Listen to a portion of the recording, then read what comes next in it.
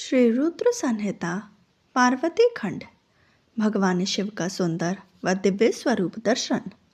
ब्रह्मा जी बोले, हे नारद, देवी मैना ने विष्णु जी के सामने शर्त रखी, तब मैंने तुमको भगवान शिव के पास जाने का आदेश दिया। तुमने वहां जाकर उनकी स्तुति की और उन्हें संतुष्ट किया। तब तुम्हारी बात मानकर तथा देवताओं का कार्य सिद्ध करने की इच्छा से भगवान शिव ने प्रसन्नतापूर्वक अद्भुत, उत्तम और दिव्य रूप धारण कर लिया।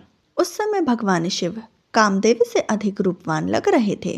उनके सुंदर रूप लावण्य को देखकर तुम प्रसन्न होते हुए तुरंत देवी मैना के पास उन्हें यह शुभ समाचार देने के लिए चले गए।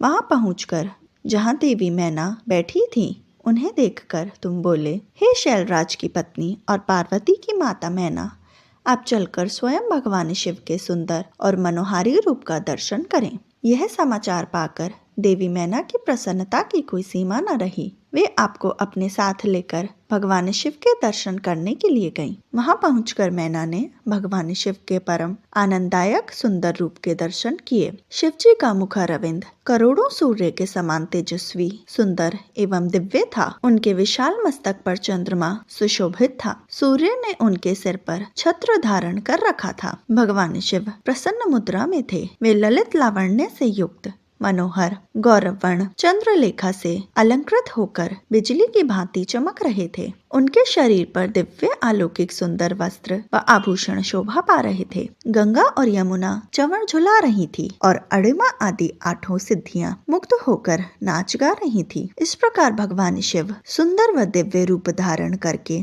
बारात लेकर हिमालय के घर की ओर आ रहे थे। उनके साथ साथ मैं, विष्णु जी और देवराज इंद्र भी विभूषित होकर चल रहे थे। उनके पीछे पीछे सुंदर एवं अनेकों रूपों वाले गण, सिद्ध मुनि व समस्त देवता जय जयकार करते हुए चल रहे थे। समस्त देवता इस विवाह को देखने के लिए बड़े ही उत्कंठित थे।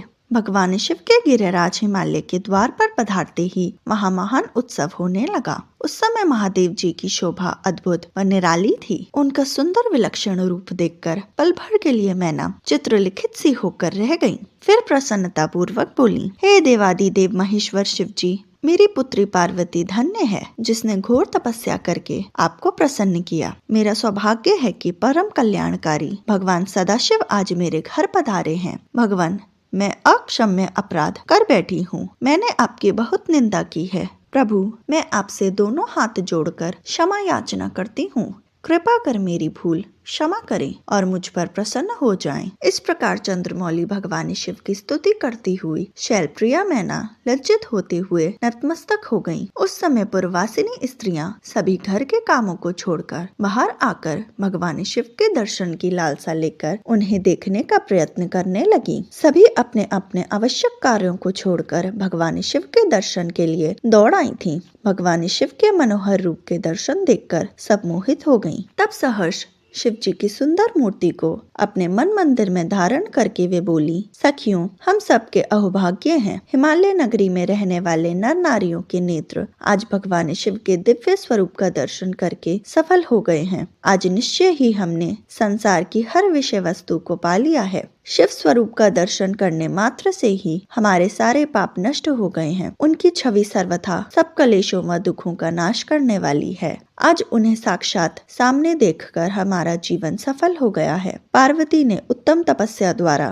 भगवान शिव को पाकर अपने साथ साथ हम सबका भी जीवन सार्थक कर दिया है। हे पार्वती, तुम निश्चय ही धन्य हो। तुम पर ब्रह्म परमेश्वर भगवान शिव की अर्धांगिनी बनकर इस जगत को सुशोभित करोगी। आज शिव शिवा की इस युगल जोड़ी को साथ देखकर हमारे सारे कार्य सार्थक हो गए हैं। आज वाकई हम सब इनके उत्तम दर्शनों से धन्य हो गए हैं। इस प्रकार कहकर वे पूर्ववासिनी स्त्रियां अक्षत, कुमकुम और चंदन से शिव जी का पूजन करने लगी तथा प्रसन्नता पूर्वक उन पर खीलों की वर्षा करने लगी। वे स्त्रियां देवी मैना के पास खड़ी होकर उनके भाग्य और कुल की सराहना करने लगी। उनके मुख से इस प्रकार शुभ व मंगलकारी बातें सुनकर सभी देवताओं को बहुत प्रसन्नता हुई।